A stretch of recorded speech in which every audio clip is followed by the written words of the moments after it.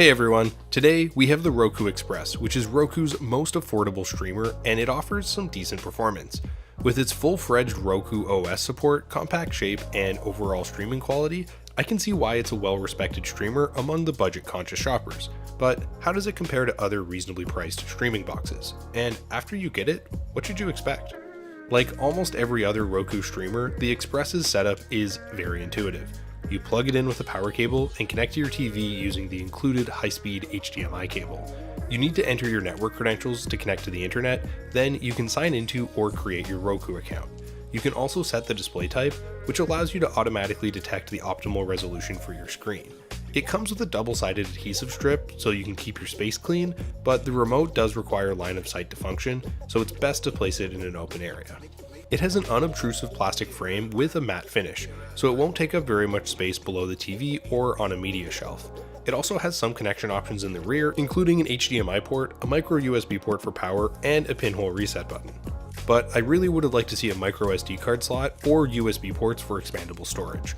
Unfortunately, the included HDMI cable is relatively short, but it is a nice addition for a budget-priced streamer. It also uses single-band Wi-Fi technology, so it doesn't support the speedier 5 GHz band, and it lacks some range compared to the competitors, but the connection is reliable enough for streaming. I think the Roku operating system provides useful features, and it's among the most user-friendly interfaces available.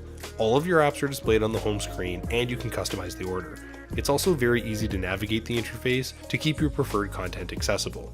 It also comes with thousands of channels to suit your viewing preference, and support for most of the major streaming services, including Netflix, Amazon Prime, and Disney+. I like that you also get the free Roku Channel, which offers an impressive selection of TV shows, movies, and live channels, but it does have some advertisements. I think that the featured free section is an excellent addition that unearths a lot of free content on different services, along with the Roku feed feature that alerts you when new movies become available on streaming services. It also has Roku's robust universal search system, which completely searches hundreds of apps to find the content you're looking for, which is solid for a budget streamer. If you're looking at an alternative interface that provides content recommendations, the Fire Stick TV 4K tailors content based on your viewing history, and it has a superior voice assistant support, but it aggressively favors Amazon content and it can feel cluttered at times. While the processor isn't as powerful as other high-end streamers, it has 512 megabytes of RAM and it runs well with minimal pop-in issues or lagging when switching between apps. It loads content relatively quickly, but this is dependent on the app and your internet connection. Unfortunately, the resolution maxes out at 1080p and it doesn't support 4K or HDR content, but it can still deliver a very good image quality with HD TVs. It also has a relatively limited upscaling capabilities, but it can boost content from 720p up to the current 1080p to slightly improve your picture quality.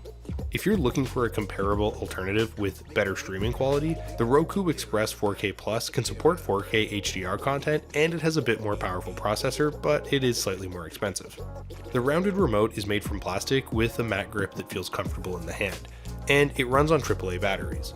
It has a control pad that allows for easy navigation, home, and back buttons, and the standard playback controls for media, and dedicated hotkeys for ESPN+, Hulu, Netflix, and Sling TV. Unfortunately, it's IR based, so it only functions properly when pointed at the streamer, and you can't control your TV's volume or power. But this is understandable given the budget price. I really would have liked to see a 3.5mm headphone jack for private listening or a built-in microphone, but you can connect to the Roku Companion app, which does give you ways to activate private listening from your phone, enable voice searches for content, and it lets you use your phone as a remote that doesn't need line of sight. It's also compatible with Siri, Google Assistant, and Alexa, but it can't actually act as a hub. All things considered, the Roku Express is a solid streaming device with impressive functionality. With its inexpensive price, comprehensive selection of streaming services, and easy-to-use interface, I can see why it's a popular streamer among the budget-conscious shoppers. Will it meet everybody's needs? No, the Fire TV Stick 4K's interface provides content recommendations with a robust Alexa compatibility, and the higher-end Roku Express 4K Plus offers a better streaming quality and snappier performance. The Roku Express is a solid option for anyone who has an HD TV, and it does give you an easy, affordable way to view your favorite content. However, you can get higher quality options at very comparable prices, so I don't necessarily think this is actually the best budget content streamer currently available.